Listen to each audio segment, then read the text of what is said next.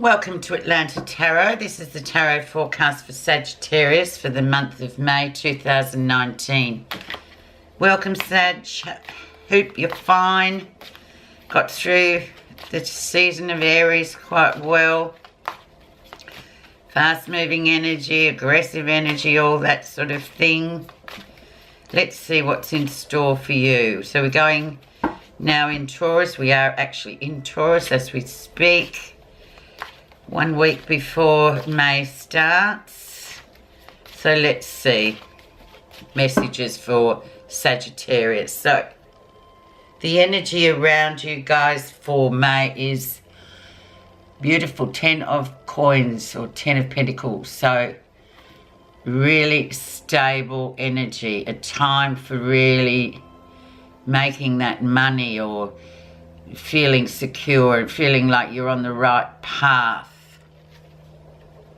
In terms of your earthed money, your finance, your job, doing well at your job, feeling like that. And often for Sagittarians too, there might be some of you that have that Taurus energy with your moon.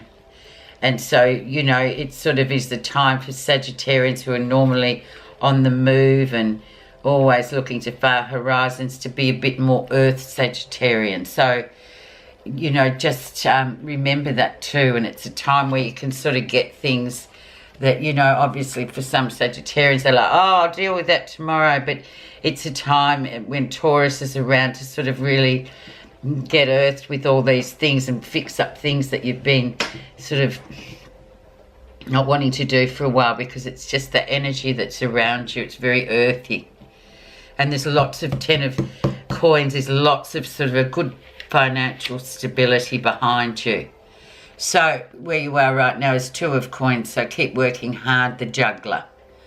Just keep going doing what you're doing, even if you're doing 2 part-time jobs or you're doing 1 job with a view to getting another job later on. It's really good energy. Like I said to you, it's a good time in Taurus to get these things happening with the work front and what you're doing and where you want to go, studying and working, whatever it is. There's a lot of energy happening with that too.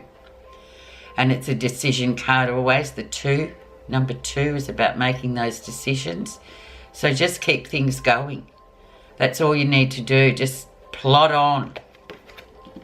Let's see what's brought that up for you though, Sagittarius. Yeah, 9 of Swords. Sort of the anxious energy of the 9 of Swords. It's a free-floating anxiety, Sagittarius. It's like, yeah, don't give up. Just keep going. Don't get in your head too much. Just keep doing what you're doing. Stay earthed. Don't go into the, you know, this lying awake at night sort of trying to count sheep but worrying about everything. Because it's really just worry for the sake of worry, really. And it's keeping you awake at night. So you need to be sleeping and just getting on with what you've got in front of you and working hard, because everything will come to fruition sooner or later. The background, Sagittarius, is the Hanged Man. There he is. News is coming, but it's not here yet.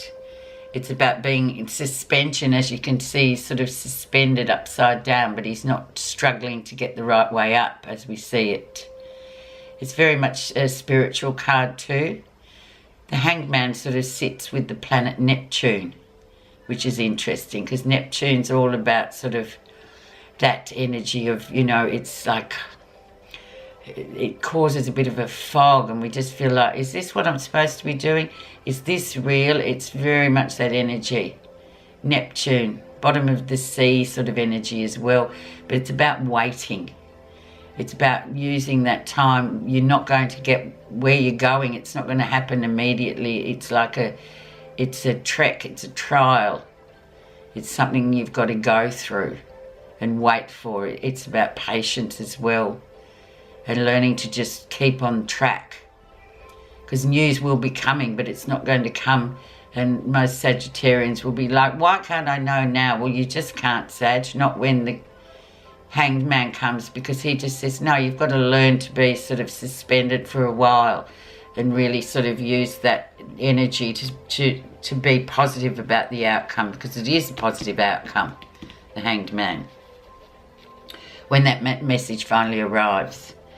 Recent influences, we have Sagittarius, yes, the Four of Coins or the Four of Pentacles. So very much, should I hang on, should I let go? What do you need to let go of? Deeply buried Four of Coins too. Or it can just be, basically, Four of Coins can be just be saving money, watching your pennies. Not sort of lashing out and buying things that you don't need. It's about saving for later on. But it's also about hanging on to things or letting go of things in terms of yourself. What do you feel like you can't let go of? Ask yourself why you can't.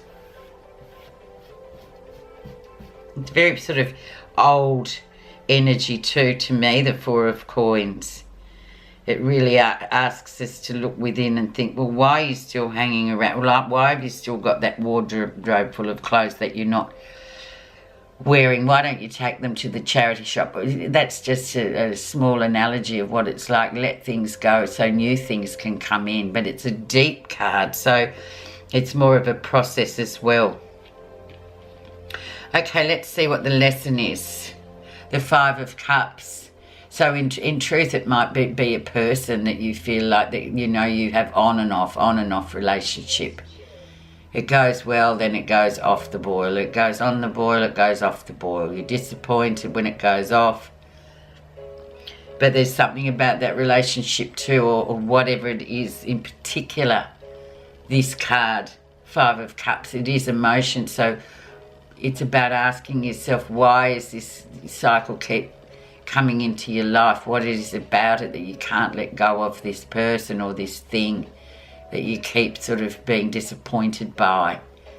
So it's quite a insular month for you in terms of that with your emotional life. And being in Taurus too, we really sort of get to the nuts and bolts of things, what works and doesn't. It's very earthed. There's no sort of fantasy or like the Hanged Man, like the Neptune, that sort of foggy energy of, oh, it'll be all right, oh, this time it'll be better, all those sorts of things. So it's about sort of really being introspective as well this month, Sagittarius, and just really getting on with work and sort of using that as a way to combat your sort of anxious moments about whatever else is happening in life for you at the moment. The near future.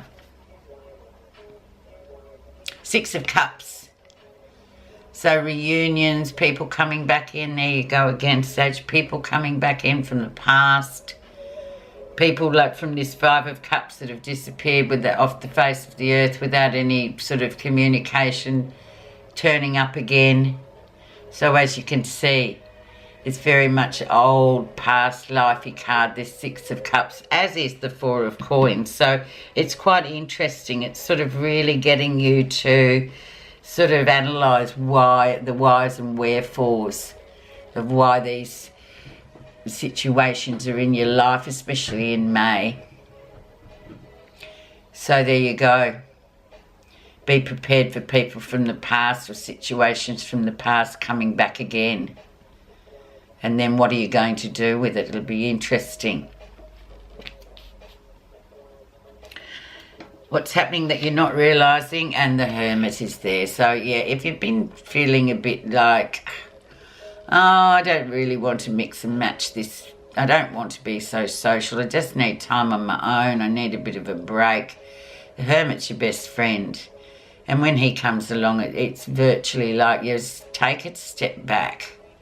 Just stop and just sit and observe rather than constantly participating and moving, and sort of movement is Sagittarius' second name, really. So like all the fire signs, just take a step back, take a breath, as they say. You know, use this time just to be sort of observing and feeling and being intuitive about what you're doing. And knowing that Taurus is really good for that, because this is the card for Virgo, but it's all about that sort of energy of slow moving, you know, just observing.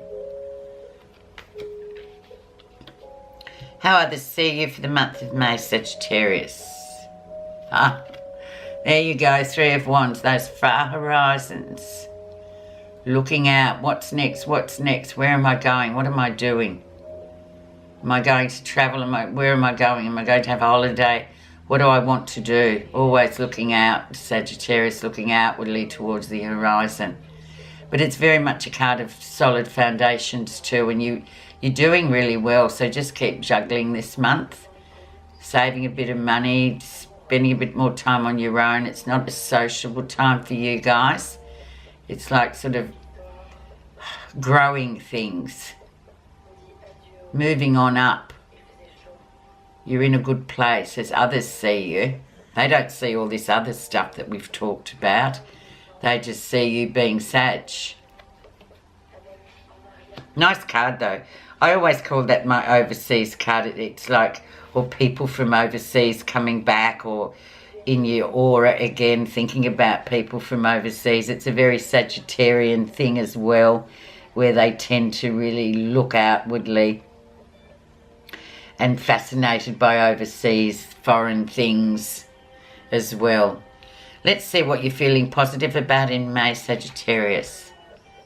The Eight of Cups.